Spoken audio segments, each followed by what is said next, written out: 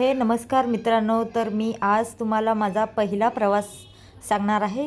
Mumbai metro जो underground सुरू झाला आहे, तर मला जायचं होतं CST टू शितला देवीला.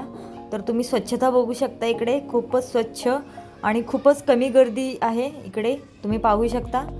तर मला माझं तिकीट मी घेतलं होतं. तर तिकीट घेतल्यानंतर मी बघितलं तर इकडेही खूप चांगली सिक्युरिटी पण आहे, जे आपल्याला कुठे जायचं आहे, कसं कसं जायचं आहे याबाबत सांगू शकेल. तर त्यानंतर मी महिला डब्याच्या बाहेर उभी राहिले. तर लगेच काही मिनटामध्येच माझी जी मेट्रो आहे ती आलेली आहे.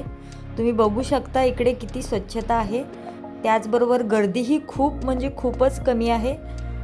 त्यामुळे तुम्ही इकडे हेही पाहू शकता की लेडीज डब्यामध्ये थोड्याफार आम्ही महिला होतो आणि त्याच्यानंतर एक दोन बोगी सोडून तिकडे सर्व मिक्स लोक बसले होते, येथे पुरुषही होते आणि स्त्रियाही होत्या.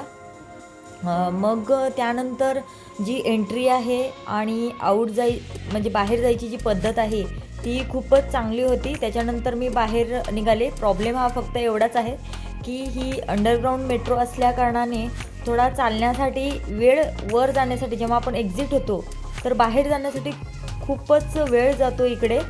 तर तुम्ही बघू शकता इकडे कोणीही नव्हतं, मी एकटीच जात होते.